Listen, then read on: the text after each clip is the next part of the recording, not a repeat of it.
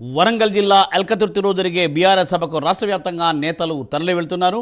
ఈ సభ కోసం భారీ బహిరంగ ఏర్పాట్లు చేశారు. అలాగే పోలీసులు కూడా విస్తృతమైన బందోబస్తు ఏర్పాట్లు చేశారు. 500 మంది కూర్చునేలా బాహుబలి స్టేజ్ని కూడా ఏర్పాటు చేయడం విశేషం. దీనిపై మరింత సమాచారాన్ని మా ప్రతినిధి చందు అందిస్తారు. చందు, తాజా ఏర్పాట్లేంటి?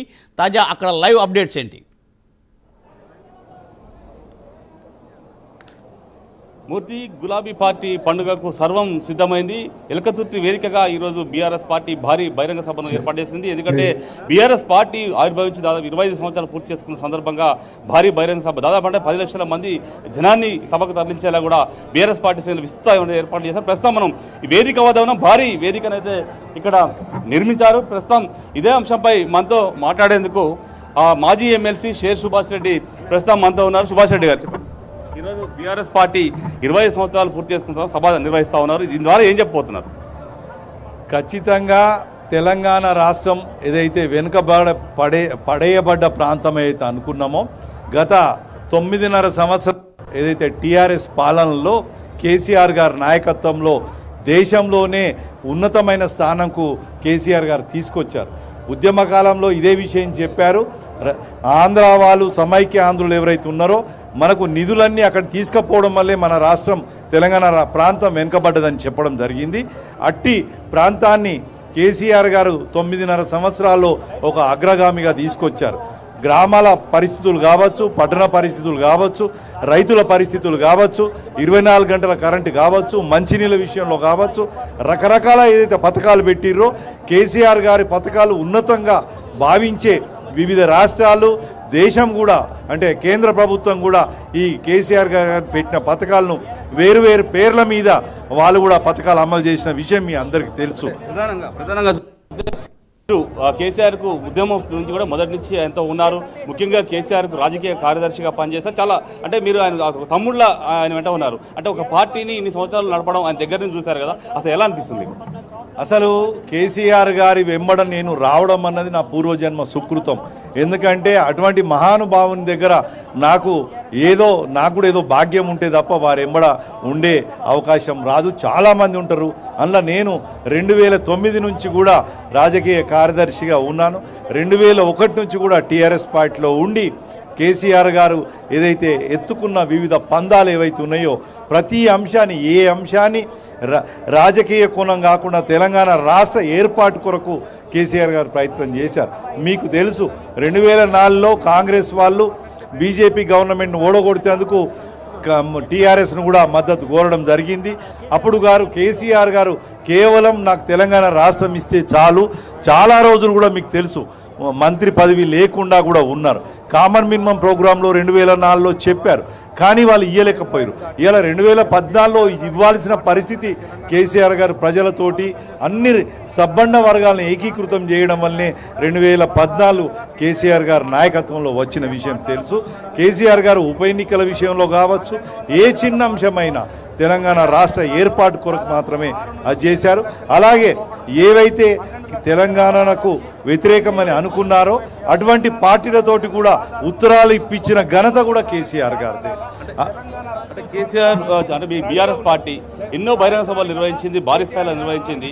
అంటే ఒక్కొక్క సభలో ఒక్కొక్క మెసేజ్ ఇస్తూ కేసీఆర్ వచ్చారు. ఈ సభ ద్వారా ఏం మెసేజ్ చేయబోతున్నారు? ఖచ్చితంగా కేసీఆర్ గారు ఏం మెసేజ్ ఇస్తారన్నది శంకుల పోస్తే తీర్థం అన్నట్టు కేసీఆర్ గారు చెప్తారు.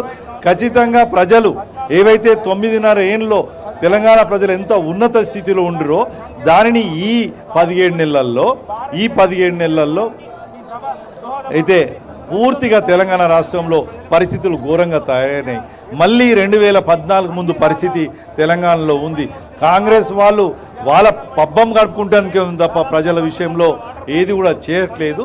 కాబట్టి దాని విషయంలో ప్రజలను కూడా ఖచ్చితంగా వాళ్ళకు ఒక దిశానిర్దేశం కూడా ఇస్తారని నేను చెప్తున్నాను. ఖచ్చితంగా ఈ వేదిక ద్వారా కేసీఆర్ ఒక దిశానిర్దేశం అయితే చేస్తారని చెప్తున్నారు. ప్రాంగణం అయితే సిద్ధమైపోయింది. ఇక్కడ మొత్తం పెద్ద ఎత్తున జనాలు అయితే సమీకరిస్తున్నారు. దాదాపు అంటే 3000 బస్సులను ఆ పార్టీ ఏర్పాటు చేసింది. ఆ బస్సులతో పాటు అనేక కార్లు, మోటార్ బైకులతో పాటు ఎడ్ల బండ్లతో కూడా రైతులు పెద్ద ఎత్తున కూడా సభకు తరలి వస్తున్నటువంటి పరిస్థితి అయితే మనం చూస్తాం. ఎందుకంటే ఈ 15 నెలల కాంగ్రెస్ పాలనపై ఖచ్చితంగా కేసీఆర్ స్పందిస్తారని కూడా పార్టీ నేత చాలా స్పష్టంగా చెప్తున్నారు. ఎందుకంటే ఈ 15 నెలల్లో ఎక్కడ కేసీఆర్ ఎక్కడ కూడా పెద్దగా స్పందించినట్టు పరిస్థితి కనిపించలేదు. ఒక ఫామ్ హౌస్ లో తనను కలిసిన నేతలతో మాత్రమే కేసీఆర్ మాట్లాడారు తప్ప బహిరంగ సభ వేదికలపై ఒక్క కృష్ణా జలాల అంశంపై మాత్రమే నల్గొండ వేదికగా సభను నిర్వహించి ఆ సభలో మాత్రం మాట్లాడిన తర్వాత ఎక్కడ కూడా ఆయన ఆ ప్రభుత్వంపై కానీ అదేవిధంగా సీఎం రేవంత్ రెడ్డి ఉద్దేశించి కానీ ఎక్కడ మాట్లాడిన దాఖలా లేవు. కానీ ఈ రోజు ఎలకతుర్తి సభ ద్వారా మాత్రం ఖచ్చితంగా పెద్ద ఎత్తున తన వాణిని వినిపిస్తారని కూడా తెలుస్తా ఉంది. మనతో పాటు చాలా మంది అంటే ఆనాడు 2001 నుంచి కేసీఆర్ ఉన్నటువంటి ఉద్యమకారులు కూడా ప్రస్తుతం మనతో ఉన్నారు. వారితో మాట్లాడే ప్రయత్నం చేద్దాం. చెప్పండి, మీరు మొదటి నుంచి 2001 పార్టీ పెట్టి దగ్గర నుంచి కూడా ఉన్నారు, ప్రస్తుతం ఈ పార్టీలోనే కొనసాగుతా ఉన్నారు. పదవులు వచ్చినా రాకపోయినా ఎలా అనిపిస్తుంది 20 సంవత్సరాల పార్టీ పూర్తి చేసుకుంది? ఈరోజు మహాకుంభమేళ తెలంగాణ సమ్మక్క సాగర జాతర ఉత్సవాలు జరిగినట్టు తెలంగాణ 33 జిల్లాల యొక్క రహదారులు మొత్తం ఈ ఎలకుర్తి వరంగల్ వైపు మళ్ళుతున్నాయి. కేసీఆర్ గారు 16 నెలలు ఓడిపోయిన తర్వాత ఏం మాట్లాడుకుంటున్నాడు? ఈ సభా వేదికగా తెలంగాణ ప్రజలకు, భారతదేశానికి ఇంటర్నేషనల్ మీడియా కూడా వస్తుంది. ఈ మీడియాకు ఏం మెసేజ్ ఇవ్వబోతున్నాడు? బీజేపీ వాళ్ళు, కాంగ్రెస్ వాళ్ళ నాయకులు కూడా కేసీఆర్ గారు ఏం మాట్లాడుతున్నారు, ఈ జాతరలో ఏం జరుగుతుందనే వాళ్ళ ఉద్దేశం సార్ మాట కోసం నిలబడి ఉన్నారు. ఇవాళ 10 లక్షల మజ్జిగ ప్యాకెట్లు, 10 లక్షల వాటర్ బాటిళ్ళు, 1350 ఎకరాల్లో సభా ప్రాంగణం విజిల్తుంది. ఇవాళ వరంగల్ మొత్తం సభ గులాబీమయం అయిపోయింది. అన్ని రహదారులు, అన్ని జిల్లాల రహదారులు మొత్తం ఇటువైపు వస్తున్నాయి. సభ ఉత్సవంగా, జాతరలాగా ఒక mile stone జరిపించుకుంటుంది Telangana రజతోత్సవ Sabha. Thank you. మొత్తం చూసినట్టు చాలా మరికొంతమంది నేతలు కూడా మాతో మాట్లాడే ప్రయత్నం చేద్దాం. చెప్పండి, అంటే ఈ రోజు మొత్తం సభ బాధ్యతలు కూడా చూస్తున్నట్టున్నారు. అసలు ఎంతమంది వస్తారని ఎక్స్పెక్ట్ చేస్తున్నారు? దాదాపు ఇంతమంది అని చెప్పే పరిస్థితి లేదు, కానీ లక్షలాదిగా తరలి వస్తారని ఇప్పటికీ అందరూ ఫోన్లు చేస్తున్నారు మాకు. మేము బయలుదేరినాం, అన్ని నియోజకవర్గాలు, అన్ని గ్రామాల నుంచి, అన్ని నగరాల నుంచి కూడా మేము బయలుదేరినామని ఫోన్లు వస్తున్నాయి పెద్ద ఎత్తున.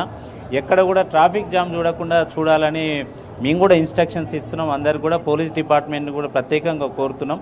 ఎందుకు ఇది చెప్తున్నా అంటే ఇప్పుడే నాకు ఒక సమాచారం వచ్చింది. ఒక దగ్గర ఒక ఆర్టీఓ మా 10 బస్సులు ఆపి వాటిని పోకుండా ఆపే ప్రయత్నం చేస్తున్నారు. ఇంకో టోల్ గేట్ దగ్గర కూడా ఒకటి జరుగుతున్నాయి. దయచేసి ఇటువంటి పనులు చేయకండి. మా జన్మదినాన్ని మేము మా రజతోత్సవ సభను జరుపుకుంటున్నాం, వేరే ఏదీ లేదు. కానీ దీంట్లో రాజకీయాలు చేయకుండా ఉంటే మంచిది. చేస్తే మాత్రం ఎవరిని కూడా వదిలిపెట్టే పరిస్థితి ఉండదు. ఇంకొక 2-2.5 సంవత్సరాల తర్వాత వచ్చేది మళ్ళీ బీఆర్ఎస్ ప్రభుత్వమే. అప్పుడు ఖచ్చితంగా అందరినీ నోట్ చేసుకొని మరి ఎవరిని వదిలిపెట్టకుండా చూస్తాం. మీది మా పండుగని మీరు పండుగలాగా మమ్మల్ని జరుపుకొని అని అందరికీ విజ్ఞప్తి చేస్తున్నాం. ముందుగా చూసినట్టయితే ప్రభుత్వం సభను అడ్డుకునేటువంటి ప్రయత్నం అయితే చేస్తూ ఉంది. కాబట్టి ఖచ్చితంగా మా సభలా జరుపుకొనివ్వండి అంటూ కూడా బీఆర్ఎస్ నేతలు రిక్వెస్ట్ చేస్తున్న పరిస్థితి కనిపిస్తుంది. సాయంత్రం 6 గంటలకు కేసీఆర్ సభా ప్రాంగణానికి చేరుకుంటారు. 6:30, 7 గంటలకు కేసీఆర్ స్పీచ్ అయితే ప్రారంభమవుతుందని కూడా పార్టీ నేతలు చెప్తా ఉన్నారు. Thank you Chandu.